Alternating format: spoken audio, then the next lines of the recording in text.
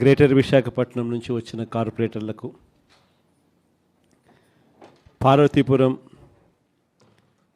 కౌన్సిలర్లకు, కోనసీమ జిల్లా రామచంద్రాపురం నుంచి వచ్చిన కౌన్సిలర్లకు,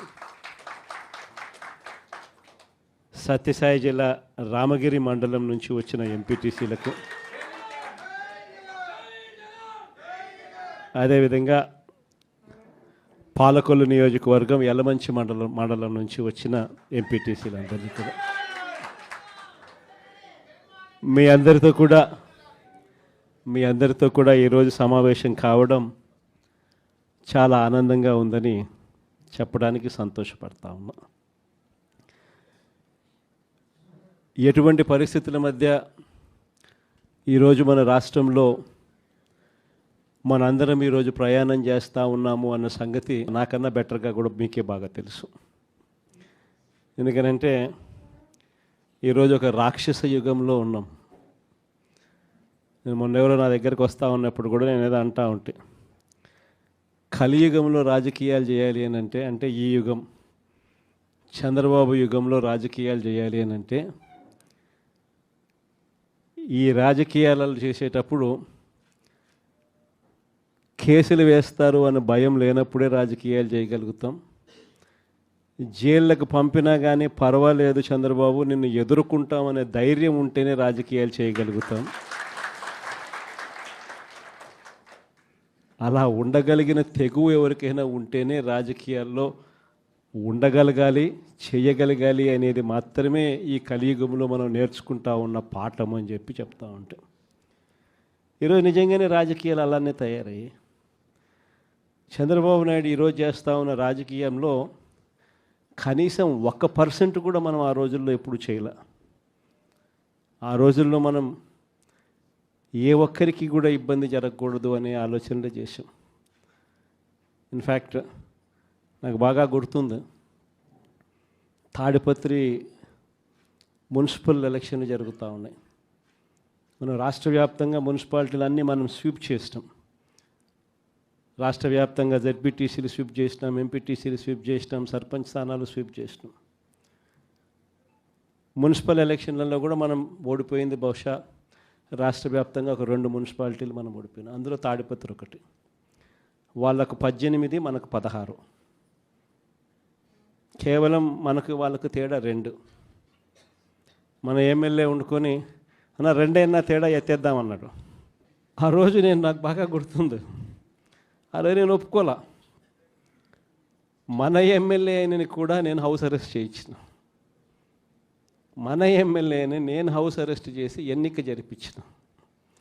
జరిపించి తాడిపత్రి మున్సిపాలిటీ సవ్యంగా జరిగించి చివరిగా తెలుగుదేశం 18 వాళ్ళకు, 16 మనకు న్యాయబద్ధంగా ప్రజాస్వామ్యబద్ధంగా ఎన్నిక జరిగింది ఆ రోజు. కానీ ఈరోజు చూస్తే పరిస్థితి ఎలా ఉంది అని చెప్పి ఒకసారి చూస్తే, మనమేమో అప్పట్లో జగనన్నకు చెబుదామని చెప్పి ఒక టెలిఫోన్ నెంబర్ ఇచ్చా, స్పందన అని ఒక ప్రోగ్రాం కూడా పెట్టా. ఎవరికి ఏ ఇబ్బంది వచ్చినా కూడా కులం చూడలా, మతం చూడలా, రాజకీయాలు చూడలా, పార్టీ చూడలా, చివరికి తెలుగుదేశం వానికి కూడా ఏదైనా ఇబ్బంది వచ్చినా కూడా జగనన్నకు చెబుదామని చెప్పి ఫోన్ చేస్తే చాలు, ఎమ్మెల్యేలు అడ్డుకున్నా, ఇంకొకరు అడ్డుకున్నా కూడా జగనన్నకు చెబుదామనే నెంబర్కు ఫోన్ చేస్తే చాలు, వెంటనే స్పందన ఉండేది, వెంటనే పరిష్కరించే పరిస్థితి మన హయాంలో మనం చేసాం. స్పందన అని ఒక ప్రోగ్రాం పెట్టాం. ప్రతి వారము ఆ స్పందన అనే ప్రోగ్రాంలో కలెక్టర్లు ఖచ్చితంగా ఉండేట్టుగా, ఎస్పీలు కరెక్ట్గా ఉండేట్టుగా డేట్ ఇచ్చి ప్రతి వారం రోజు జరిగేట్టుగా చూసుకొని, కలెక్టర్ల దగ్గర నుంచి మొదలైతే మండలాలలో మండల ఇన్ఛార్జీల వరకు కూడా ఆ స్పందన ప్రోగ్రాంలో పార్టిసిపేట్ చేసే పరిస్థితి. ఎవరికి ఏ సమస్య వచ్చినా కూడా స్పందనలో చెప్తే ఆ సమస్య పరిష్కారం అయ్యేదాకా డైరెక్ట్గా సీఎంఓ పర్సూ చేసి ఎందుకు ఈ సమస్య పరిష్కారం కావడం లేదు అని చెప్పి అడిగే పరిస్థితిలో మన పాలన చేసాం. అత్యధికంగా ఆ పొద్దు సాల్వ్ అయింది తెలుగుదేశం పార్టీకి వాళ్ళకి సంబంధించిన సమస్యలే. అంతగా మనం కులం చూడకుండా, మతం చూడకుండా, రాజకీయాలు చూడకుండా, మనకు ఓటు వేశారా లేదా అన్నది కూడా చూడకుండా ఆ రోజుల్లో మనం పరిపాలన అందిస్తే ఈరోజు చూస్తే ఎలాంటి పరిస్థితులు ఉన్నాయి అని అంటే ప్రజాస్వామ్యాన్ని పట్టపగలే ఖూనీ చేస్తూ ఉన్నా కూడా ఈరోజు ఎవరు మాట్లాడలేని పరిస్థితిలో ఈరోజు పాలన సాగుతూ ఉంది. ఇలాంటి పరిస్థితుల్లో ఈరోజు మనం రాజకీయాలు చేస్తూ ఉన్నాం. ఈరోజు మొన్ననే చూసాం తిరువూరు ఎన్నిక, ఇప్పుడు కూడా జరుగుతూ ఉంది. ఇన్ఫ్యాక్ట్ తిరువూరు ఎన్నిక చూస్తే ఆశ్చర్యం కలిగించే నెంబర్స్. ఎందుకు ఎన్నికలు చేస్తూ ఉన్నారో కూడా ఎవరికి అర్థం కాదు. అక్కడ తిరువూరు పరిస్థితి ఏమిటి అని అంటే 17 వైఎస్ఆర్సీపీ గెలిస్తే 20లో 3 టీడీపీ. మా తెలుగుదేశం పార్టీ ఎక్కడ గెలుస్తుంది, ఎందుకు గెలుస్తుంది, అసలు పోటీ ఎందుకు పెడతా ఉన్నారు? అయినా దాన్ని కూడా లాగేసుకోవాలి అని చెప్పి తాపత్రయంతో బలవంతం చేసి ప్రలోభాలు పెట్టి 17 మందిలో నుంచి ఒక 5 మందిని లాక్కొని చివరికి వైసీపీ 12, తెలుగుదేశం పార్టీ 8కి వచ్చినారు. అక్కడ కూడా ఎన్నిక కూడా ఇప్పటికీ మెజారిటీ మనమే కాబట్టి ఎన్నిక ఎప్పుడైనా మనమే గెలవాలి. ఆ ఎన్నిక కూడా జరగకోకుండా ఏకంగా పోలీసుల ఆధ్వర్యంలో ఎన్నిక ఆపుతూ ఉన్నారు. మన వాళ్ళందరినీ హౌస్ అరెస్టు, వాళ్ళందరినీ రోడ్ల మీదకి తీసుకొచ్చి నిలబెట్టారు. ఈరోజు హౌస్ మోషన్, కోర్టులో హౌస్ మోషన్ ఈరోజు మనం మూవ్ చేసి ఈరోజు ఆ ఎన్నికకి సంబంధించి ప్రొటెక్షన్ ఇచ్చి పోలీసు వాళ్ళని తీసుకొని పోయి ఎన్నిక జరిపించమని చెప్పి కోర్టులు చెప్తే ఆ ఎన్నిక జరుగుతుందో జరగదో కూడా ఇంకా తెలియదు. నరసరావుపేట 17కి 17 వైసీపీని గెలిచింది. ఈరోజు వైసీపీ 13, తెలుగుదేశం పార్టీ ఈరోజు 3, ఒకరు చనిపోయినారు. సో ముగ్గురే ఉన్నప్పుడు, ఇప్పటికీ మనకి మెజారిటీ ఉన్నప్పుడు తెలుగుదేశం పార్టీ ఏ రకంగా గెలుస్తుంది? కానీ కోరం లేకపోయినా కూడా మేమే గెలిచేసినామని చెప్పి డిక్లేర్ చేసుకున్నారు. కారంపూడి 14 వైసీపీ, 14 వైసీపీనే గెలిచింది. ఈరోజు ప్రలోభాలు పెట్టి ఇంకొకటి చేసి వైసీపీ 8, తెలుగుదేశం పార్టీ 6. అయినా కూడా మనకే మెజారిటీ ఉంది. అయినా కూడా అక్కడ కూడా కోరం లేకపోయినా కూడా మేమే గెలిచాము అని చెప్పి డిక్లేర్ చేసుకున్న పరిస్థితి. అంతెందుకు కుప్పం మున్సిపాలిటీ దగ్గర నుంచి మొన్న జరిగిన రామకుప్పం ఉప ఎన్నిక దాకా కూడా ఎక్కడ చూసుకున్నా కూడా ఇదే పరిస్థితి. ఈరోజు ఇక్కడే ఉన్నారు. ఎందుకు ఇదే రామగిరి నియోజకవర్గంలో, ఇదే రామగిరి మండలం చూస్తే ప్రకాష్ కాన్స్టిట్యున్సీ, ఇక్కడ వైసీపీకి సంబంధించి 10 మందిలో వైసీపీ 9 గెలిచింది. తెలుగుదేశం పార్టీ గెలిచింది కేవలం 1. మరి అలాంటప్పుడు ఎన్నికెందుకు జరపాలా? ప్రజాస్వామ్యంలో ఒక పార్టీ టికెట్ మీద, ఒక పార్టీ బీఫామ్ మీద, ఒక పార్టీ గుర్తు మీద గెలిచినప్పుడు ముఖ్యమంత్రిగా ఉన్న మనమే దాన్ని కాపాడలేని పరిస్థితిలో మనమే పరిపాలన చేస్తూ ఉన్నప్పుడు, మనమే ప్రజాస్వామ్యాన్ని దగ్గరుండి పోలీసులను పెట్టి మరి కూనీ చేయించమని చెప్పి మనమే ప్రోద్బలం చేస్తూ మళ్ళీ రాజకీయాలు చేస్తూ ఉన్నప్పుడు ఎందుకు ఈ రాజకీయాలు చేస్తూ ఉన్నాం? ఈరోజు ఇదే రామగిరిలో ఇప్పటికీ కూడా 6 మంది మనము, 9 మందిలో 3 వాళ్ళు లాక్కున్నారు. అయినా ఇంకా 6 మంది మనమే మెజారిటీ. ఎన్నిక పెడితే మనమే గెలుస్తాం. కానీ ఎన్నిక పోస్ట్పోన్ చేస్తూ ఉన్నారు. చివరికి కోరం లేదని చెప్పి అది కూడా వాళ్ళ ఖాతాల్లో వేసుకుంటారు. ఇది జరుగుతూ ఉంది. పాలకొల్లు కూడా ఇక్కడికి వచ్చినారు కూడా బలవంతం చేస్తే 18 మందిలో వైసీపీ 14, టీడీపీ 4 గెలిచింది. ఒకరిని లాక్కున్నారు ఎంతో కష్టపడితే. మిగతా వాళ్ళందరూ గట్టిగానే ఉన్నారు. అక్కడ కూడా ఇంకా చేయగలిగింది ఏమీ లేక వదిలేసినట్టున్నారు. ప్రజాస్వామ్యం కూనీ అయిపోయిన పరిస్థితుల మధ్య ఈరోజు మనం అంతా కూడా ఈరోజు ఏకమవుతా ఉన్నాం.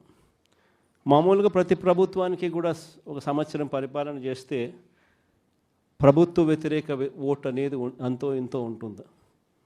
అది మామూలుగా సంవత్సరం పరిపాలన చేసిన పార్టీకి ఈ లెవెల్లో మామూలుగా ఎక్కడైనా ఉంటే, చంద్రబాబు నాయుడు గారి పరిపాలన చేస్తామని తెలుగుదేశం పార్టీకి మాత్రం ఈ సంవత్సర కాలంలోనే ఇక్కడ ఉంది. ప్రభుత్వ వ్యతిరేక ఓటు అనేది ప్రజలు కూడా ఏ స్థాయిలో చంద్రబాబు నాయుడిని ద్వేషించుకుంటా ఉన్న పరిస్థితి ఉంది అని అంటే ఆ ద్వేషం ఈ స్థాయిలోకి ఇప్పటికే సంవత్సరం కాలంలోనే వచ్చింది. గ్రామాలలో మొట్టమొదట కనపడేది ఏమిటి? ఈ స్థాయి నుంచి పిల్లోళ్ళు మొదలు పెడతారు. ఈ స్థాయి నుంచి పిల్లోళ్ళు మొదలు పెడతారు. చంద్రబాబు నాయుడుని ప్రశ్నించడం, చంద్రబాబు నాయుడు గారి కార్యకర్తలను ప్రశ్నించడం, చంద్రబాబు గారి నాయకులను ప్రశ్నించడం, ఈ స్థాయి నుంచి చిన్నపిల్లలు సైతం మొదలు పెడతారు. నా 15,000 సంగతి ఏమిటి అని ఈ స్థాయి నుంచి పిల్లోళ్ళు మొదలు పెడతారు. ఎన్నికలప్పుడు ఏమని చెప్పాడు?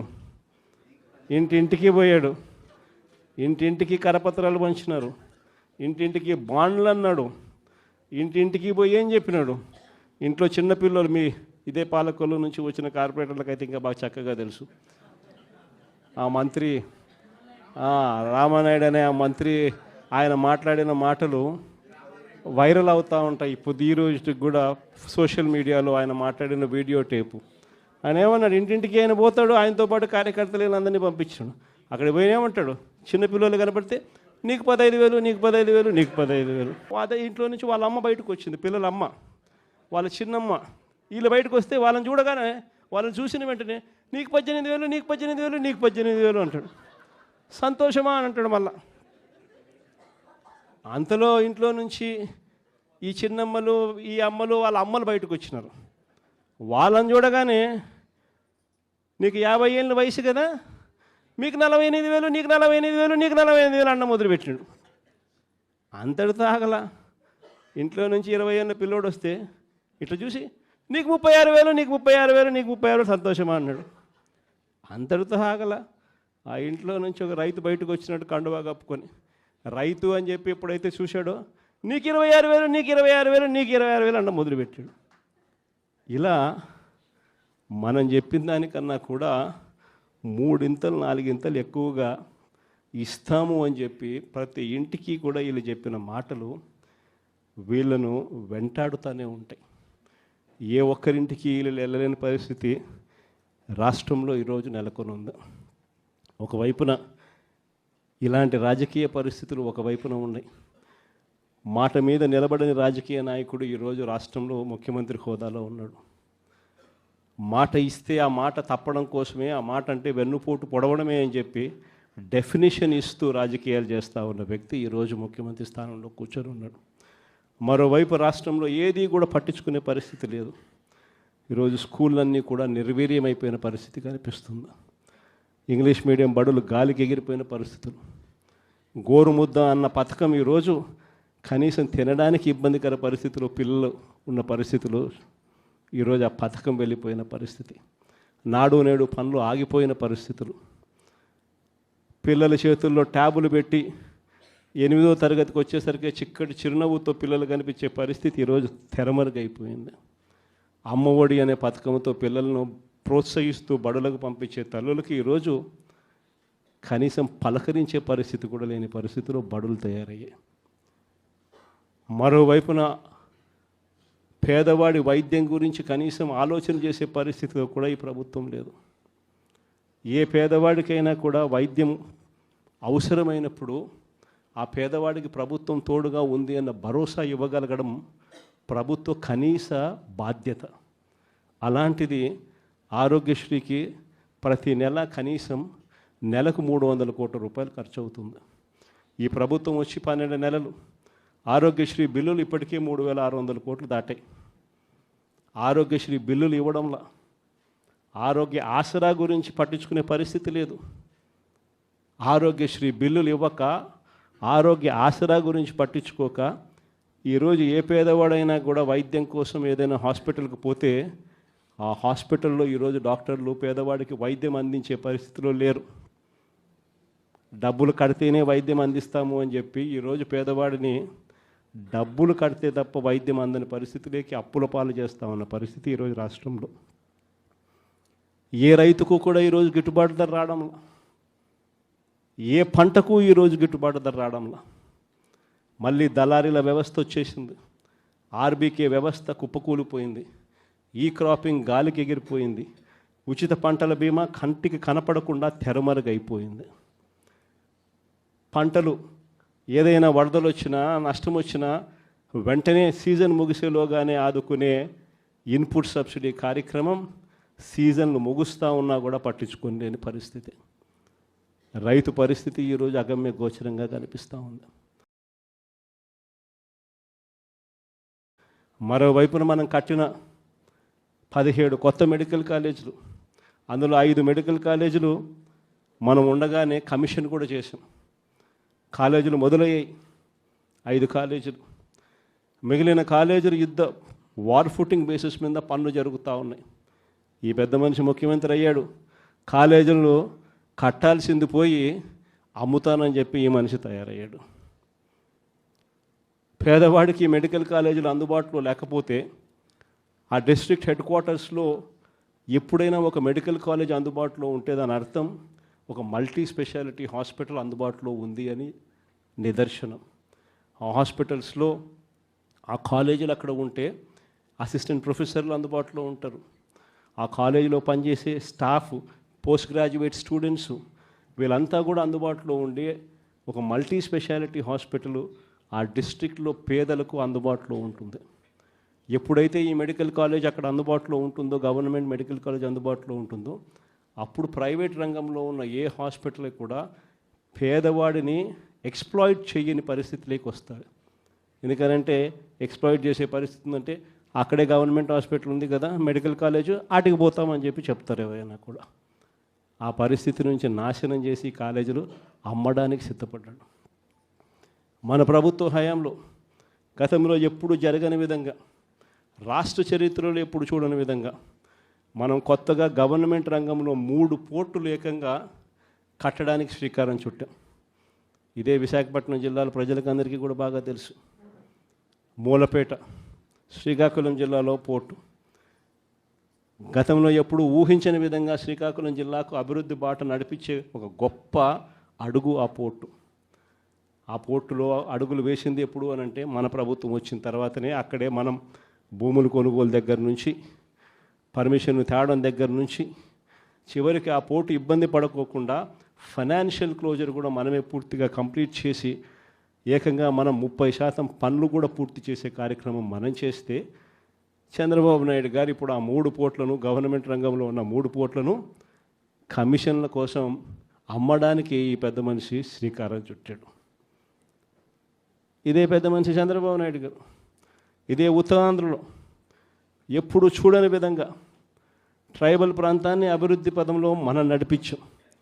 ట్రైబల్ ప్రాంతంలో ఒక ట్రైబల్ ఇంజనీరింగ్ కాలేజ్, ట్రైబల్ ప్రాంతంలో ఒక మెడికల్ కాలేజ్, ట్రైబల్ ప్రాంతంలో ఏకంగా 5 సూపర్ స్పెషాలిటీ హాస్పిటళ్ళు ఐటీడీఏ పరిధిలో, ఏకంగా సాలూరులో ఒక ట్రైబల్ యూనివర్సిటీ కూడా అడుగులు వేగంగా మనం ముందుకు వేయి చేస్తే ఈ పెద్ద మనిషి పూర్తిగా వాటి పనుల గురించి ఈరోజు పట్టించుకునే పరిస్థితులు ఎవడూ లేని పరిస్థితుల్లో ఈరోజు ట్రైబల్ ప్రాంతం కనపడతా ఉంది. ఈరోజు భోగాపురం ఇంటర్నేషనల్ ఎయిర్పోర్ట్ మనందరికీ కూడా పరిచయం. ఆ పనులు 5 సంవత్సరాలు చంద్రబాబు నాయుడు హయాంలో పనులు మొదలు కాల. బ్యాలెన్స్ ల్యాండ్ అక్విజిషన్ పూర్తి ఎప్పుడైంది అని అంటే అది మన హయాంలో. ఆ ప్రాజెక్టు శంకుస్థాపన ఎప్పుడు జరిగింది అని అంటే మన హయాంలో. ఆ ప్రాజెక్టు 30% పనులు ఎప్పుడు పూర్తయ్యాయి అని అంటే అది మన హయాంలో. ఏదైనా కూడా విశాఖపట్నం కానీ, ఉత్తరాంధ్రకు కానీ, రాష్ట్రంలో మరొక చోట కానీ, ఇంకొక చోట కానీ ఎక్కడైనా అభివృద్ధి పథంలో పనులు ఏదైనా జరిగాయి అని అంటే, చివరికి నాడు నేడుతో స్కూళ్ళు సైతం అభివృద్ధి ఎప్పుడు చెందాయి అని అంటే అది ఒక్క వైఎస్ఆర్సీపీ ప్రభుత్వ హయాంలోనే. ఈరోజు అన్నీ కూడా నాశనమైపోయిన పరిస్థితి కనిపిస్తూ ఉన్నాయి.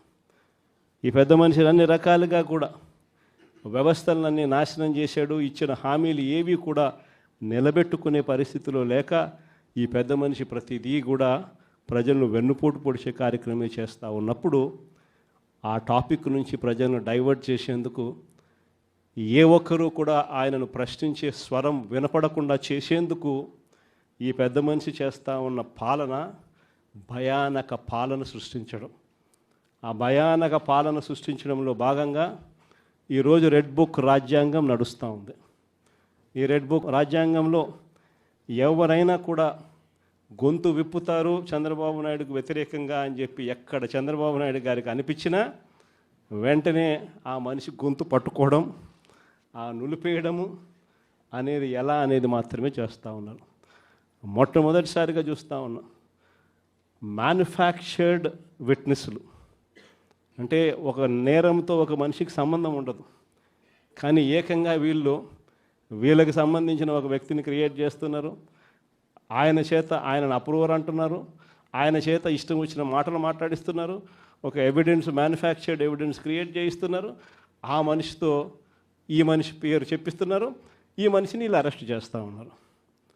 ఇంతవరకు ఎప్పుడు హిస్టరీలో ఇటువంటి కార్యక్రమాలు ఎప్పుడు జరగల. ఒక తప్పుడు సాంప్రదాయానికి పెద్ద మనిషి చంద్రబాబు నాయుడు గారు ఈరోజు బీజం వేస్తూ ఉన్నాడు. ప్రతి నియోజకవర్గంలో కూడా పాత కేసులు ఏమేమి ఉన్నాయని చెప్పి తవ్వుతున్నారు. ఆయన పాత కేసులలో ఇప్పుడు మన ఎమ్మెల్యే క్యాండిడేట్లను ఎలా ఇరికించాలి అని చెప్పి, ఆ కేసుల్లో ఎలా ఇరికించాలి అని చెప్పి ఇప్పుడు చూస్తూ ఉన్నారు. ఏ తప్పు జరగకపోయినా కూడా యాక్టివ్గా ఎవడైనా కార్పొరేటర్ ఉన్నా, ఎవడైనా ఎంపీటీసీ ఉన్నా, ఎవడైనా జెడ్పీటీసీ ఉన్నా, లేకపోతే ఎవరైనా లీడర్ ఉన్నా సరే విజిలెన్స్లో ఎలా ఇరికించాలా, తప్పుడు కేసు ఎలా పెట్టించాలా అనే సంస్కృతితోనే ఈరోజు పాలన సాగుతూ ఉంది. నేను ఒకటి చెప్తా ఉన్నా. ఈరోజు కష్టంలో ఉన్న వైఎస్ఆర్సీపీ అన్నదమ్ములను నేను ఈరోజు చూస్తూ ఉన్నా. నేను మీ అందరికీ ఒకటే చెప్తా ఉన్నా. మీ అన్నగా, మీ తమ్ముడిగా, మీ బిడ్డగా ఒకటి చెప్తా ఉన్నా. నెక్స్ట్ వచ్చే జగన్ 2.0లో పరిస్థితి ఈ మాదిరిగా ఉండదు. ఈరోజు ప్రతి కార్యకర్త కష్టాన్ని చూస్తూ ఉన్నా కాబట్టి చెప్తా ఉన్నా. ఇంతకుముందు మన హయాంలో మనం వచ్చే టయానికే కోవిడ్ మహమ్మారి మధ్యలో 2019 జూన్లో మనం ప్రమాణ స్వీకారం చేశాం. ఆ తర్వాత ఆ మార్చిలోనే ముగియక మునిపే, ఒక సంవత్సరం కూడా సరిగ్గా ముగియక మునిపే 2020 మార్చి వచ్చేసరికి వెంటనే కోవిడ్ వచ్చింది. ఆ తర్వాత 2 సంవత్సరాలు కోవిడ్తో మనం యుద్ధం చేయాల్సిన పరిస్థితుల మధ్య మన పాలన సాగింది. బహుశా కార్యకర్తలకు అనుకున్న మేరకు బహుశా నేను చేయలేకపోయి ఉండొచ్చు. కానీ ఇవాళ ఒకటే చెప్తా ఉన్నా. ఈరోజు ఈ కష్టాన్ని చూసిన వ్యక్తిగా చెప్తా ఉన్నా. రేపొద్దున ఇలా ఉండదు. రేపొద్దున జరిగే ప్రతి విషయంలోనూ వైఎస్ఆర్సీపీకి కార్యకర్తే నెంబర్ 1గా ఉంటాడని మాత్రం ఖచ్చితంగా చెప్తా ఉన్నా. ప్రతి కార్యకర్తకు నేను ఒకటే చెప్తా ఉన్నా. ఎవడెవడైతే మీకు అన్యాయం చేశాడో పర్వాలా, అన్యాయం చేయండి, చేయించుకుంటాం, టైం మీది, కానియండి, కొట్టండి అని చెప్పండి. ఆడు ఎవడు ఏం చేస్తా ఉన్నాడో పేరు రాసుకోండి. రెడ్ బుక్ అని నేను చెప్పను, కానీ పేరైతే రాసుకోండి. మీరు ఏ బుక్లో రాసుకున్నా పర్వాలా, పేరైతే మీరు రాసుకోండి. దాని తర్వాత మాత్రం అన్యాయం చేసినోనికి సినిమా మాత్రం మనం చూపిస్తామని చెప్తాను. ఆ మనిషి రిటైర్డ్ అయి ఉన్నా కూడా లాక్కొని వస్తా. ఆ మనిషి దేశం ఇరిచిపెట్టిపోయినా లాక్కొని వస్తా. ఎవరిని వదిలిపెట్టేది ఉండదు. ఒక్కొక్కడికి మాత్రం సినిమా మాత్రం ఎలా చూపించానో అలా చూపిస్తామని మాత్రం చెప్తాను. ఖచ్చితంగా ఏదైతే నాటుతున్నారో, ఏదైతే ఇత్తుతున్నారో, ఇది రెండింతలు వీళ్ళకు పండే కార్యక్రమం కూడా జరుగుతుందని మాత్రం ప్రతి కార్యకర్తకు గట్టిగా చెప్పండి. ఎందుకనంటే ఈరోజు రాష్ట్ర వ్యాప్తంగా ఇదే జరుగుతూ ఉంది. ఒక్కొక్కని కథ వింటూ ఉంటే నిజంగా మనసుకు బాధ కలుగుతుంది. ఆ బాధ ఎలాంటి బాధ అంటే చెప్పలేం. అసలు మంగళగిరిలో ఒక పాపను, కృష్ణవేణి మంగళగిరి పాప, సోషల్ మీడియా పాప తీసుకొని పోయి, ఆడపాపను కూడా, ఆడకూతురని కూడా చూడుకోకుండా తీసుకొని పోయి హైదరాబాద్ నుంచి ఎత్తుకొని వచ్చి స్టేషన్లలో పెడతా ఉన్నారు. ఇంకొక పాప సుధారాణి, ఆ పాపను నెలలు ఈ స్టేషన్ నుంచి శ్రీకాకుళం నుంచి తిప్పినారు. శ్రీకాకుళం నుంచి కింద దాకా అన్ని స్టేషన్లు తిప్పుకుంటూ నెల రోజుల పాటు బెయిల్ రాకోకుండా తిప్పినారు. ఆడవాళ్ళను, ఆడకూతుర్లను కూడా చూడుకోకుండా, కేవలం వీళ్ళకి వ్యతిరేకంగా పోస్ట్ పెట్టిందని. ఇంత దౌర్జన్యంగా జరుగుతూ ఉన్నారు. వంశీ అని ఇప్పటికి 1.5 అయిపోయింది. ఒక కేసులో బెయిల్ వస్తుంది, బెయిల్ వచ్చిన వెంటనే ఇంకొక కేసు, మళ్ళీ ఆ కేసులో బెయిల్ వస్తుంది, బెయిల్ వచ్చిన వెంటనే మళ్ళీ ఇంకొక కేసు. ఇప్పటికి 11 కేసులు. ఒక కేసు అయిపోయినాక ఒక కేసు, ఒక కేసు అయిపోయినాక ఒక కేసు. 2 నెలలు దాదాపుగా వంశీ ఈరోజు జైల్లోనే కనపడతా ఉన్నాడు. ఇంకొక దళితుడు, ఎక్స్-ఎంపీ నందిగామ సురేష్, పాపం 1.5 రోజులు పాపం జైల్లో పెట్టారు. బెయిల్ రాకుండా అడ్డుకుంటూ జైల్లో పెట్టారు. మళ్ళా చివరకు కోర్టుల ద్వారా ఎంతో కష్టపడితే బెయిల్ వచ్చింది. వచ్చిన తర్వాత మళ్ళా 3 నెలలు 4 నెలలు తిరగక మళ్ళీ ఈరోజు నిన్న మళ్ళా కేసు. వాళ్ళ ఇంటి దగ్గరికి ఒక వ్యక్తి వచ్చి దళితుడని కూడా చూడుకోకుండా ఆ మనిషిని ఈయనే తిడతాడు. ఎందుకు నన్ను తిడుతున్నావు అని చెప్పి ఈయన ప్రశ్నిస్తే ఈయన మీద కేసు పెట్టి జైల్లో పెడతా ఉన్న పరిస్థితి మొట్టమొదటిసారిగా ఇప్పుడు చూస్తూ ఉన్నాం. అది ఈరోజు ఇంత దారుణంగా ఈరోజు జరుగుతూ ఉంది. ఇలాంటి పాలన చూసిన తర్వాత చెప్తా ఉన్నా, ఆ బాధలో నుంచి చెప్తా ఉన్నా, ఏదైతే మీరు ఎత్తుతూ ఉన్నారో తప్పుడు సాంప్రదాయాన్ని నాటుతూ ఉన్నారు, తప్పుడు సాంప్రదాయాన్ని మీరు చాటుతూ ఉన్నారు. ఈ సాంప్రదాయం ఒక వృక్షం అవుతుంది. మీరు ఏదైతే ఇచ్చారో అది 2 ఇంతలు వెనక్కి తిరిగి మిమ్మల్ని తన్నే పరిస్థితిలోకి ఈ వ్యవస్థ తయారవుతుంది. ఇలాంటి పరిస్థితుల మధ్య ఈరోజు మనం అంతా కూడా ఏకమై ఒకటి చెప్తా ఉన్నాం. రాబోయే రోజుల్లో గట్టిగా పోరాటం చేద్దాం. సంవత్సరం అయిపోయింది కళ్ళు మూసుకొని కళ్ళు తెరిచేసరికి.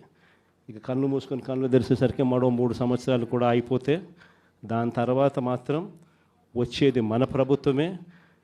మంచి రోజులు ఖచ్చితంగా మనకే వస్తాయి. ఒక చీకటి అయిపోయిన తర్వాత ఒక పగలు రాక తప్పదు అన్నది ప్రతి ఒక్కరూ గుర్తుపెట్టుకోమని ఈ సందర్భంగా కోరుతాను. ప్రతి అడుగులోనూ కూడా సంవత్సరం అయిపోయింది కాబట్టి ఇక రాబోయే రోజుల్లో ఇంకా ఉధృతంగా కూడా ఉద్యమాలు చేయాల్సిన పరిస్థితుల మధ్య మన పార్టీ ప్రయాణం సాగుతుంది. ఈ లోపల మనం గ్రామ స్థాయి దాకా కూడా మనం వెళ్ళిపోయి గ్రామ కమిటీస్ ఫామ్ చేసుకోవడం దగ్గర నుంచి మొదలెట్టి బూత్ కమిటీస్ ఫామ్ చేయడం దగ్గర వరకు కూడా పూర్తిగా మనం చేసుకోవాల్సిన కార్యక్రమాలు ఏర్పాట్లు అన్నీ కూడా వ్యవస్థీకరణగా మనం చేసుకునే కార్యక్రమం మనం చేసుకుందాం. దాని తర్వాత ఉద్యమ బాట పట్టాల్సిన సమయంలో ఖచ్చితంగా ఉద్యమ బాట పడుతూ ఈ ప్రభుత్వం చేస్తూ ఉన్న తప్పులను ఎండగడుతూ ప్రభుత్వం చేస్తూ ఉన్న తప్పుడు పనులను ప్రజలకు ఎత్తి చూపుతూ మీ పాత్ర మీరు పోషించాల్సిన సమయం కూడా వచ్చింది అని చెప్పడానికి ఈ సమావేశాలన్నీ కూడా ఏర్పాటు చేసి మీ అందరి సహాయ సహకారాలు కూడా తీసుకునే కార్యక్రమం కూడా చేస్తూ ఉన్నాం. పార్వతీపురం కౌన్సిలర్లకు, కోనసీమ జిల్లా రామచంద్రాపురం నుంచి వచ్చిన కౌన్సిలర్లకు, సత్యసాయి జిల్లా రామగిరి మండలం నుంచి వచ్చిన ఎంపీటీసీలకు, అదేవిధంగా పాలకొల్లు నియోజకవర్గం యలమంచి మండలం నుంచి వచ్చిన ఎంపీటీసీలందరినీ కూడా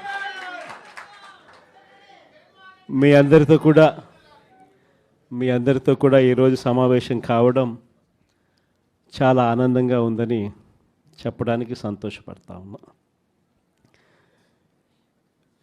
ఎటువంటి పరిస్థితుల మధ్య ఈరోజు మన రాష్ట్రంలో మనందరం ఈరోజు ప్రయాణం చేస్తూ ఉన్నాము అన్న సంగతి నాకన్నా బెటర్గా కూడా మీకే బాగా తెలుసు.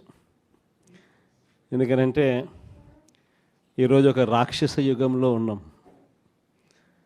నేను మొన్న ఎవరో నా దగ్గరికి వస్తూ ఉన్నప్పుడు కూడా నేను ఏదో అంటూ ఉంటే, కలియుగంలో రాజకీయాలు చేయాలి అని అంటే ఈ యుగం చంద్రబాబు యుగంలో రాజకీయాలు చేయాలి అని అంటే ఈ రాజకీయాలు చేసేటప్పుడు కేసులు వేస్తారు అన్న భయం లేనప్పుడే రాజకీయాలు చేయగలుగుతాం. జైళ్ళకు పంపినా కానీ పర్వాలేదు చంద్రబాబు నిన్ను ఎదుర్కొంటామనే ధైర్యం ఉంటేనే రాజకీయాలు చేయగలుగుతాం. అలా ఉండగలిగిన తెగువ ఎవరికైనా ఉంటేనే రాజకీయాల్లో ఉండగలగాలి, చేయగలగాలి అనేది మాత్రమే ఈ కలియుగంలో మనం నేర్చుకుంటా ఉన్న పాఠం అని చెప్పి చెప్తా ఉంటాం. ఈరోజు నిజంగానే రాజకీయాలు అలానే తయారయ్యి చంద్రబాబు నాయుడు ఈరోజు చేస్తూ ఉన్న రాజకీయంలో కనీసం 1% కూడా మనం ఆ రోజుల్లో ఎప్పుడు చేయలే. ఆ రోజుల్లో మనం ఏ ఒక్కరికి కూడా ఇబ్బంది జరగకూడదు అనే ఆలోచనలు చేసాం. ఇన్ఫ్యాక్ట్ నాకు బాగా గుర్తుంది, తాడిపత్రి మున్సిపల్ ఎలక్షన్లు జరుగుతూ ఉన్నాయి. మనం రాష్ట్ర వ్యాప్తంగా మున్సిపాలిటీలన్నీ మనం స్వీప్ చేసినాం.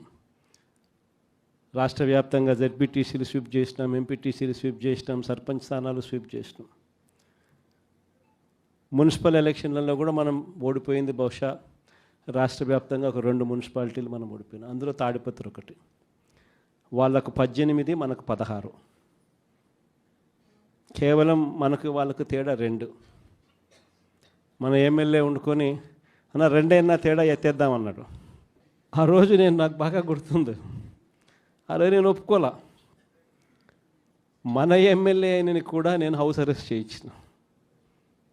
మన ఎమ్మెల్యేని నేను హౌస్ అరెస్ట్ చేసి ఎన్నిక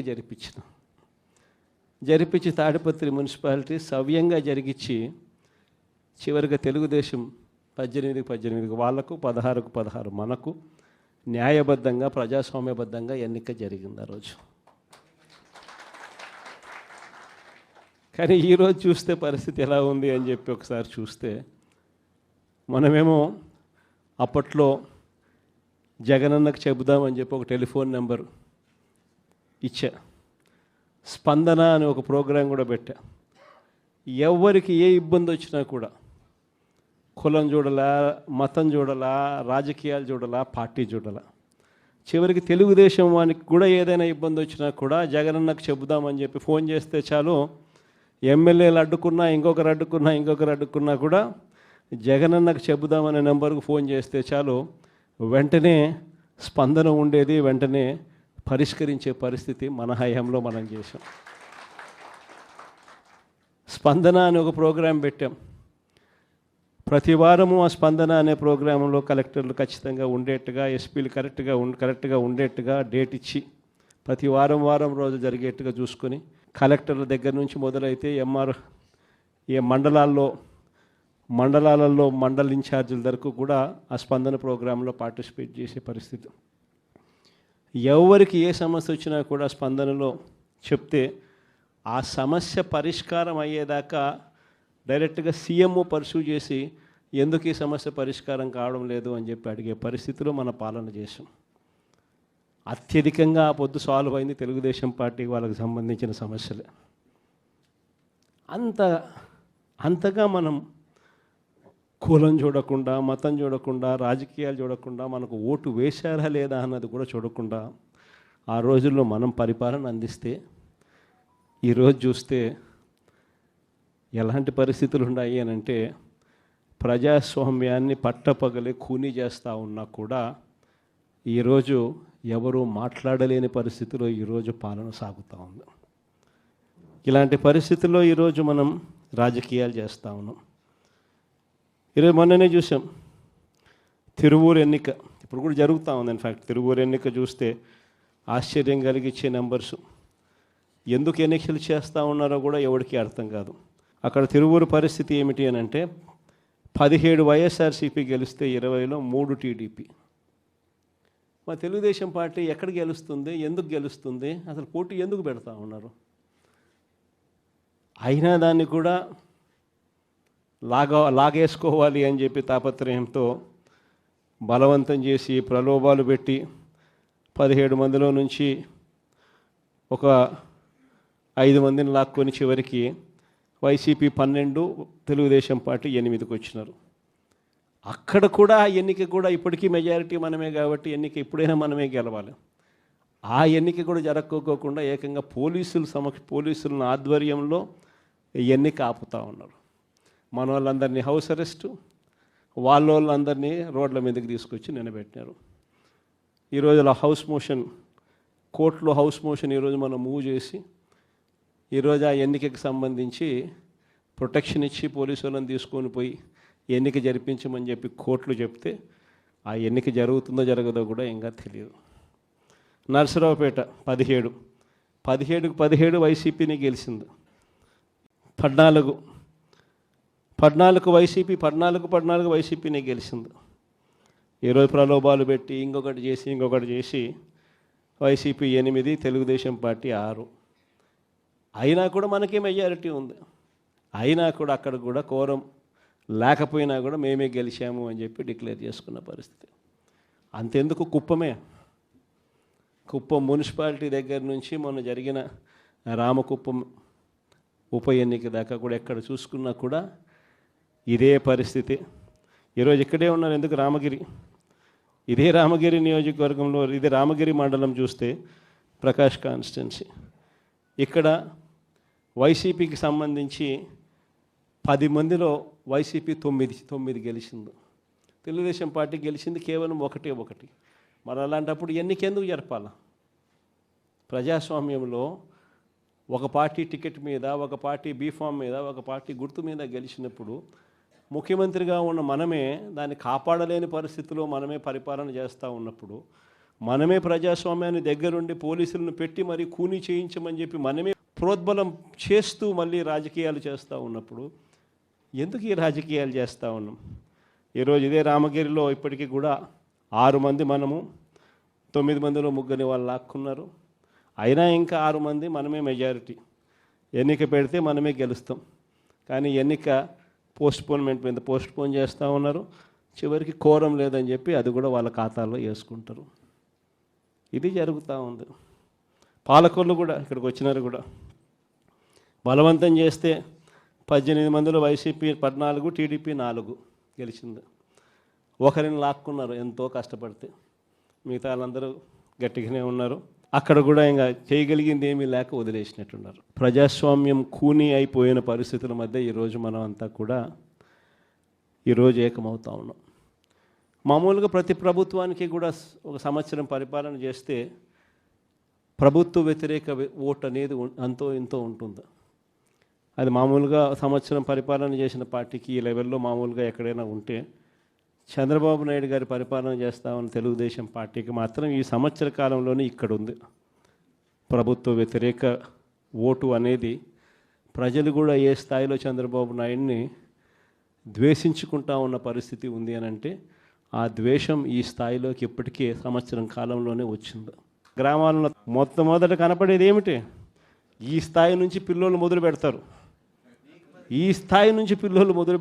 చంద్రబాబు నాయుడిని ప్రశ్నించడం, చంద్రబాబు నాయుడు గారి కార్యకర్తలను ప్రశ్నించడం, చంద్రబాబు గారి నాయకులను ప్రశ్నించడం, ఈ స్థాయి నుంచి చిన్నపిల్లలు సైతం మొదలు పెడతారు. నా 15,000 సంగతి ఏమిటి అని ఈ స్థాయి నుంచి పిల్లలు మొదలు పెడతారు. ఎన్నికలప్పుడు ఏమని చెప్పాడు? ఇంటింటికి పోయాడు, ఇంటింటికి కరపత్రాలు పంచినారు, ఇంటింటికి బాండ్లు అన్నాడు.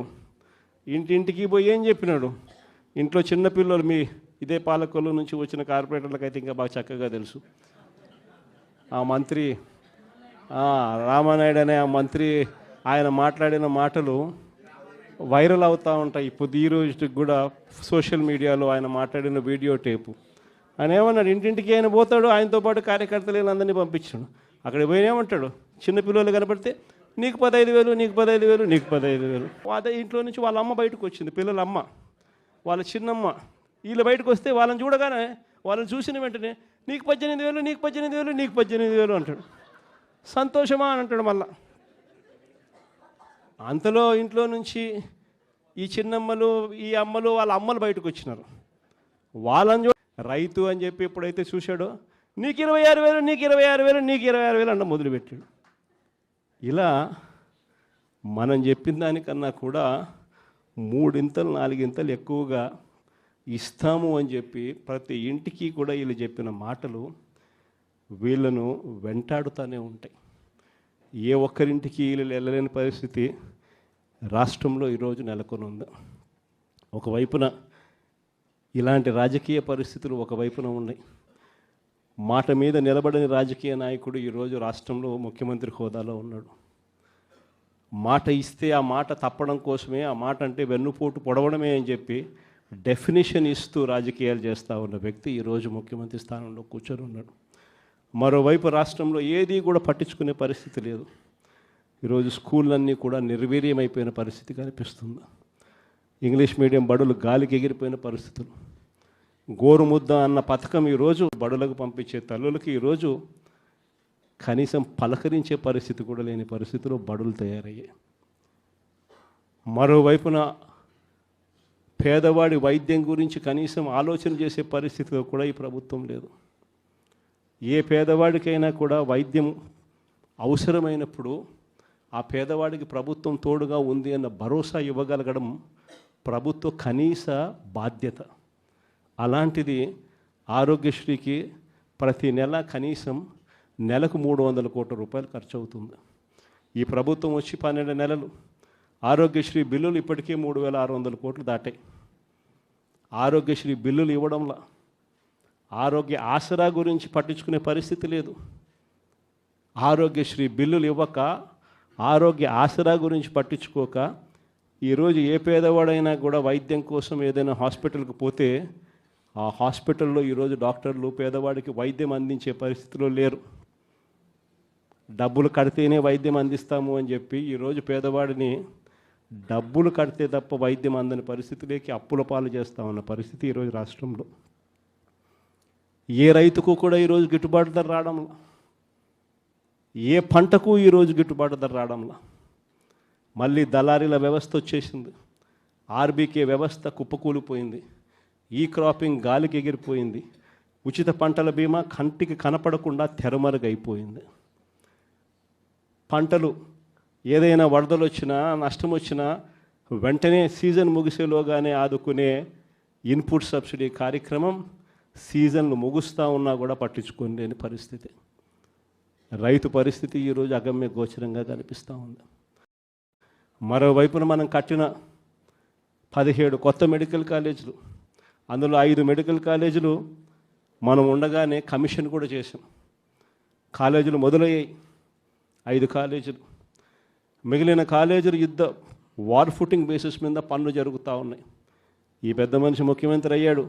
కాలేజీలు కట్టాల్సింది పోయి అమ్ముతానని చెప్పి ఈ మనిషి తయారయ్యాడు. పేదవాడికి మెడికల్ కాలేజీలు అందుబాటులో లేకపోతే ఆ డిస్ట్రిక్ట్ హెడ్ క్వార్టర్స్లో ఎప్పుడైనా ఒక మెడికల్ కాలేజ్ అందుబాటులో ఉంటే దాని అర్థం ఒక మల్టీ స్పెషాలిటీ హాస్పిటల్ అందుబాటులో ఉంది అని నిదర్శనం. ఆ హాస్పిటల్స్లో ఆ కాలేజీలు అక్కడ ఉంటే అసిస్టెంట్ ప్రొఫెసర్లు అందుబాటులో ఉంటారు. ఆ కాలేజీలో పనిచేసే స్టాఫ్, పోస్ట్ గ్రాడ్యుయేట్ స్టూడెంట్స్ వీళ్ళంతా కూడా అందుబాటులో ఉండి ఒక మల్టీ స్పెషాలిటీ హాస్పిటల్ ఆ డిస్ట్రిక్ట్లో పేదలకు అందుబాటులో ఉంటుంది. ఎప్పుడైతే ఈ మెడికల్ కాలేజ్ అక్కడ అందుబాటులో ఉంటుందో, గవర్నమెంట్ మెడికల్ కాలేజ్ అందుబాటులో ఉంటుందో, అప్పుడు ప్రైవేట్ రంగంలో ఉన్న ఏ హాస్పిటల్ కూడా పేదవాడిని ఎక్స్ప్లాయిట్ చేయని పరిస్థితిలోకి వస్తాయి. ఎందుకంటే ఎక్స్ప్లాయిట్ చేసే పరిస్థితి ఉందంటే అక్కడే గవర్నమెంట్ హాస్పిటల్ ఉంది కదా, మెడికల్ కాలేజ్ ఆటికి పోతామని చెప్పి చెప్తారు ఎవరైనా కూడా. ఆ పరిస్థితి నుంచి నాశనం చేసి కాలేజీలు అమ్మడానికి సిద్ధపడ్డాడు. మన ప్రభుత్వ హయాంలో గతంలో ఎప్పుడు జరగని విధంగా, రాష్ట్ర చరిత్రలో ఎప్పుడు చూడని విధంగా మనం కొత్తగా గవర్నమెంట్ రంగంలో 3 పోర్టులు ఏకంగా కట్టడానికి శ్రీకారం చుట్టాం. ఇదే విశాఖపట్నం జిల్లాలో ప్రజలకు అందరికీ కూడా బాగా తెలుసు. మూలపేట శ్రీకాకుళం జిల్లాలో పోర్టు. గతంలో ఎప్పుడు ఊహించని విధంగా శ్రీకాకుళం జిల్లాకు అభివృద్ధి బాట నడిపించే ఒక గొప్ప అడుగు ఆ పోర్టు. ఆ పోర్టులో అడుగులు వేసింది ఎప్పుడు అని అంటే మన ప్రభుత్వం వచ్చిన తర్వాతనే. అక్కడే మనం భూములు కొనుగోలు దగ్గర నుంచి, పర్మిషన్ తేవడం దగ్గర నుంచి, చివరికి ఆ పోర్టు ఇబ్బంది పడుకోకుండా ఫైనాన్షియల్ క్లోజర్ కూడా మనమే పూర్తిగా కంప్లీట్ చేసి ఏకంగా మనం 30% పనులు కూడా పూర్తి చేసే కార్యక్రమం మనం చేస్తే, చంద్రబాబు నాయుడు గారు ఇప్పుడు ఆ 3 పోర్ట్లను, గవర్నమెంట్ రంగంలో ఉన్న 3 పోర్ట్లను కమిషన్ల కోసం అమ్మడానికి ఈ పెద్ద మనిషి శ్రీకారం చుట్టాడు. ఇదే పెద్ద మనిషి చంద్రబాబు నాయుడు గారు ఇదే ఉత్తరాంధ్రలో ఎప్పుడు చూడని విధంగా ట్రైబల్ ప్రాంతాన్ని అభివృద్ధి పదంలో మనం నడిపించాం. ట్రైబల్ ప్రాంతంలో ఒక ట్రైబల్ ఇంజనీరింగ్ కాలేజ్, ట్రైబల్ ప్రాంతంలో ఒక మెడికల్ కాలేజ్, ట్రైబల్ ప్రాంతంలో ఏకంగా 5 సూపర్ స్పెషాలిటీ హాస్పిటల్ ఐటీడీఏ పరిధిలో, ఏకంగా సాలూరులో ఒక ట్రైబల్ యూనివర్సిటీ కూడా అడుగులు వేగంగా మనం ముందుకు వేయి చేస్తే ఈ పెద్ద మనిషి పూర్తిగా వాటి పనుల గురించి ఈరోజు పట్టించుకునే పరిస్థితులు ఎవడూ లేని పరిస్థితులు ఈరోజు ట్రైబల్ ప్రాంతం కనపడతా ఉంది. ఈరోజు భోగాపురం ఇంటర్నేషనల్ ఎయిర్పోర్ట్ మనందరికీ కూడా పరిచయం. ఆ పనులు 5 సంవత్సరాలు చంద్రబాబు నాయుడు హయాంలో పనులు మొదలు కాల. బ్యాలెన్స్ ల్యాండ్ అక్విజిషన్ పూర్తి ఎప్పుడైంది అని అంటే అది మన హయాంలో. ఆ ప్రాజెక్టు శంకుస్థాపన ఎప్పుడు జరిగింది అని అంటే మన హయాంలో. ఆ ప్రాజెక్టు 30% పనులు ఎప్పుడు పూర్తయ్యాయి అని అంటే అది మన హయాంలో. ఏదైనా కూడా విశాఖపట్నం కానీ, ఉత్తరాంధ్రకు కానీ, రాష్ట్రంలో మరొక చోట కానీ, ఇంకొక చోట కానీ ఎక్కడైనా అభివృద్ధి పథంలో పనులు ఏదైనా జరిగాయి అని అంటే చివరికి నాడు నేడుతో స్కూళ్ళు సైతం అభివృద్ధి ఎప్పుడు చెందాయి అని అంటే అది ఒక్క వైఎస్ఆర్సీపీ ప్రభుత్వ హయాంలోనే. ఈరోజు అన్నీ కూడా నాశనమైపోయిన పరిస్థితి కనిపిస్తూ ఉన్నాయి. ఈ పెద్ద మనుషులు అన్ని రకాలుగా కూడా వ్యవస్థలన్నీ నాశనం చేశాడు. ఇచ్చిన హామీలు ఏవి కూడా నిలబెట్టుకునే పరిస్థితిలో లేక ఈ పెద్ద మనిషి ప్రతిదీ కూడా ప్రజలను వెన్నుపోటు పొడిచే కార్యక్రమం చేస్తూ ఉన్నప్పుడు ఆ టాపిక్ నుంచి ప్రజలను డైవర్ట్ చేసేందుకు ఏ ఒక్కరూ కూడా ఆయనను ప్రశ్నించే స్వరం వినపడకుండా చేసేందుకు ఈ పెద్ద మనిషి చేస్తూ ఉన్న పాలన భయానక పాలన సృష్టించడం. ఆ భయానక పాలన సృష్టించడంలో భాగంగా ఈరోజు రెడ్ బుక్ రాజ్యాంగం నడుస్తూ ఉంది. ఈ రెడ్ బుక్ రాజ్యాంగంలో ఎవరైనా కూడా గొంతు విప్పుతారు చంద్రబాబు నాయుడుకు వ్యతిరేకంగా అని చెప్పి ఎక్కడ చంద్రబాబు నాయుడు గారికి అనిపించినా వెంటనే ఆ మనిషి గొంతు పట్టుకోవడం, ఆ నులిపేయడము అనేది ఎలా అనేది మాత్రమే చేస్తూ ఉన్నారు. మొట్టమొదటిసారిగా చూస్తూ ఉన్నాం మ్యానుఫ్యాక్చర్డ్ విట్నెస్లు. అంటే ఒక నేరంతో ఒక మనిషికి సంబంధం ఉండదు, కానీ ఏకంగా వీళ్ళకి సంబంధించిన ఒక వ్యక్తిని క్రియేట్ చేస్తున్నారు. ఆయన చేత ఆయనను అప్రూవర్ అంటున్నారు, ఆయన చేత ఇష్టం వచ్చిన మాటలు మాట్లాడిస్తున్నారు, ఒక ఎవిడెన్స్ మ్యానుఫ్యాక్చర్డ్ ఎవిడెన్స్ క్రియేట్ చేయిస్తున్నారు, ఆ మనిషితో ఈ మనిషి పేరు చెప్పిస్తున్నారు, ఈ మనిషిని ఇలా అరెస్ట్ చేస్తూ ఉన్నారు. ఇంతవరకు ఎప్పుడు హిస్టరీలో ఇటువంటి కార్యక్రమాలు ఎప్పుడు జరగల. ఒక తప్పుడు సాంప్రదాయానికి పెద్ద మనిషి చంద్రబాబు నాయుడు గారు ఈరోజు బీజం వేస్తూ ఉన్నాడు. ప్రతి నియోజకవర్గంలో కూడా పాత కేసులు ఏమేమి ఉన్నాయని చెప్పి తవ్వుతున్నారు. ఆయన పాత కేసులలో ఇప్పుడు మన ఎమ్మెల్యే క్యాండిడేట్లను ఎలా ఇరికించాలి అని చెప్పి ఆ కేసుల్లో ఎలా ఇరికించాలి అని చెప్పి ఇప్పుడు చూస్తూ ఉన్నారు. ఏ తప్పు జరగకపోయినా కూడా యాక్టివ్గా ఎవడైనా కార్పొరేటర్ ఉన్నా, ఎవడైనా ఎంపీటీసీ ఉన్నా, ఎవడైనా జెడ్పీటీసీ ఉన్నా, లేకపోతే ఎవరైనా లీడర్ ఉన్నా సరే విజిలెన్స్లో ఎలా ఇరికించాలా, తప్పుడు కేసు ఎలా పెట్టించాలా అనే సంస్కృతితోనే ఈరోజు పాలన సాగుతూ ఉంది. నేను ఒకటి చెప్తా ఉన్నా, ఈరోజు కష్టంలో ఉన్న వైఎస్ఆర్సీపీ అన్నదమ్ములను నేను ఈరోజు చూస్తూ ఉన్నా. నేను మీ అందరికీ ఒకటే చెప్తా ఉన్నా, మీ అన్నగా, మీ తమ్ముడిగా, మీ బిడ్డగా ఒకటి చెప్తా ఉన్నా. నెక్స్ట్ వచ్చే జగన్ 2.0లో పరిస్థితి ఈ మాదిరిగా ఉండదు. ఈరోజు ప్రతి కార్యకర్త కష్టాన్ని చూస్తూ ఉన్నా కాబట్టి చెప్తా ఉన్నా. ఇంతకుముందు మన హయాంలో మనం వచ్చే టయానికే కోవిడ్ మహమ్మారి మధ్యలో 2019 జూన్లో మనం ప్రమాణ స్వీకారం చేశాం. ఆ తర్వాత ఆ మార్చిలోనే ముగియక మునిపే ఒక సంవత్సరం కూడా సరిగ్గా ముగియక మునిపే 2020 మార్చి వచ్చేసరికి వెంటనే కోవిడ్ వచ్చింది. ఆ తర్వాత 2 సంవత్సరాలు కోవిడ్తో మనం యుద్ధం చేయాల్సిన పరిస్థితుల మధ్య మన పాలన సాగింది. బహుశా కార్యకర్తలకు అనుకున్న మేరకు బహుశా నేను చేయలేకపోయి ఉండొచ్చు, కానీ ఇవాళ ఒకటే చెప్తా ఉన్నా, ఈరోజు ఈ కష్టాన్ని చూసిన వ్యక్తిగా చెప్తా ఉన్నా, రేపొద్దున ఇలా ఉండదు. రేపొద్దున జరిగే ప్రతి విషయంలోనూ వైఎస్ఆర్సీపీకి కార్యకర్తే నెంబర్ 1గా ఉంటాడని మాత్రం ఖచ్చితంగా చెప్తా ఉన్నా. ప్రతి కార్యకర్తకు నేను ఒకటే చెప్తా ఉన్నా, ఎవడెవడైతే మీకు అన్యాయం చేశాడో పర్వాలా, అన్యాయం చేయండి, చేయించుకుంటాం, టైం మీది, కానియండి, కొట్టండి అని చెప్పండి. ఆడు ఎవడు ఏం చేస్తూ ఉన్నాడో పేరు రాసుకోండి. రెడ్ బుక్ అని నేను చెప్పను, కానీ పేరైతే రాసుకోండి. మీరు ఏ బుక్లో రాసుకున్నా పర్వాలా, పేరైతే మీరు రాసుకోండి.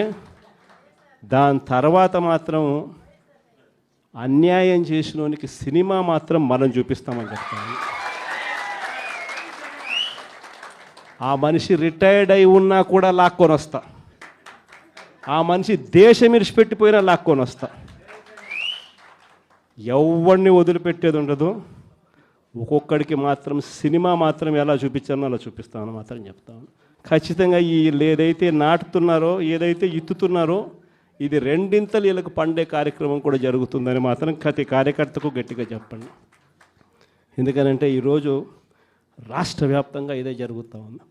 ఒక్కొక్కని కథ వింటూ ఉంటే నిజంగా మనసుకు బాధ కలుగుతుంది. ఆ బాధ ఎలాంటి బాధ అంటే చెప్పలేం. అసలు మంగళగిరిలో ఒక పాపను కృష్ణవేణి మంగళగిరి పాప సోషల్ మీడియా పాప తీసుకొని పోయి ఆడపాప అని కూడా ఆడ కూతురు అని కూడా చూడుకోకుండా తీసుకొని పోయి హైదరాబాద్ నుంచి ఎత్తుకొని వచ్చి స్టేషన్లలో పెడతా ఉన్నారు. ఇంకొక పాప సుధారాణి, ఆ పాపను నెలలు ఈ స్టేషన్ నుంచి శ్రీకాకుళం నుంచి తిప్పినారు. ఒక కేసులో బెయిల్ వస్తుంది, బెయిల్ వచ్చిన వెంటనే ఇంకొక కేసు, మళ్ళీ ఆ కేసులో బెయిల్ వస్తుంది, బెయిల్ వచ్చిన వెంటనే మళ్ళీ ఇంకొక కేసు. ఇప్పటికీ 11 కేసులు. ఒక కేసు అయిపోయినాక ఒక కేసు, ఒక కేసు అయిపోయినాక ఒక కేసు. 2 నెలలు దాదాపుగా వంశీ ఈరోజు జైల్లోనే కనపడతా ఉన్నాడు. ఇంకొక దళితుడు ఎక్స్ఎంపీ నందిగాం సురేష్ పాపం నెలన్నర రోజులు పాపం జైల్లో పెట్టారు. బెయిల్ రాకుండా అడ్డుకుంటూ జైల్లో పెట్టారు. మళ్ళా చివరకు కోర్టుల ద్వారా ఎంతో కష్టపడితే బెయిల్ వచ్చింది. వచ్చిన తర్వాత మళ్ళా 3 నెలలు 4 నెలలు తిరగకపోతే మళ్ళీ ఈరోజు నిన్న మళ్ళా కేసు. వాళ్ళ ఇంటి దగ్గరికి ఒక వ్యక్తి వచ్చి దళితుడని కూడా చూడుకోకుండా ఆ మనిషిని ఈయనే తిడతాడు ఉన్నారు. తప్పుడు సాంప్రదాయాన్ని మీరు చాటుతా ఉన్నారు. ఈ సాంప్రదాయం ఒక వృక్షం అవుతుంది. మీరు ఏదైతే ఇచ్చారో అది 2 ఇంతలు వెనక్కి తిరిగి మిమ్మల్ని తన్నే పరిస్థితిలోకి ఈ వ్యవస్థ తయారవుతుంది. ఇలాంటి పరిస్థితుల మధ్య ఈరోజు మనం అంతా కూడా ఏకమై ఒకటి చెప్తా ఉన్నాం. రాబోయే రోజుల్లో గట్టిగా పోరాటం చేద్దాం. సంవత్సరం అయిపోయింది కళ్ళు మూసుకొని కళ్ళు తెరిచేసరికి. ఇక కళ్ళు మూసుకొని కళ్ళు తెరిచేసరికి మరో 3 సంవత్సరాలు కూడా అయిపోతే దాని తర్వాత మాత్రం వచ్చేది మన ప్రభుత్వమే. మంచి రోజులు ఖచ్చితంగా మనకే వస్తాయి. ఒక చీకటి అయిపోయిన తర్వాత ఒక పగలు రాక తప్పదు అన్నది ప్రతి ఒక్కరూ గుర్తుపెట్టుకోమని ఈ సందర్భంగా కోరుతాను. ప్రతి అడుగులోనూ కూడా సంవత్సరం అయిపోయింది కాబట్టి ఇక రాబోయే రోజుల్లో ఇంకా ఉధృతంగా కూడా ఉద్యమాలు చేయాల్సిన పరిస్థితుల మధ్య మన పార్టీ ప్రయాణం సాగుతుంది. ఈ లోపల మనం గ్రామ స్థాయి దాకా కూడా మనం వెళ్ళిపోయి గ్రామ కమిటీస్ ఫామ్ చేసుకోవడం దగ్గర నుంచి మొదలెట్టి బూత్ కమిటీస్ ఫామ్ చేయడం దగ్గర వరకు కూడా పూర్తిగా మనం చేసుకోవాల్సిన కార్యక్రమాలు ఏర్పాట్లు అన్నీ కూడా వ్యవస్థీకరణగా మనం చేసుకునే కార్యక్రమం మనం చేసుకుందాం. దాని తర్వాత ఉద్యమ బాట పట్టాల్సిన సమయంలో ఖచ్చితంగా ఉద్యమ బాట పడుతూ ఈ ప్రభుత్వం చేస్తూ ఉన్న తప్పులను ఎండగడుతూ ప్రభుత్వం చేస్తూ ఉన్న తప్పుడు పనులను ప్రజలకు ఎత్తి చూపుతూ మీ పాత్ర మీరు పోషించాల్సిన సమయం కూడా వచ్చింది అని చెప్పడానికి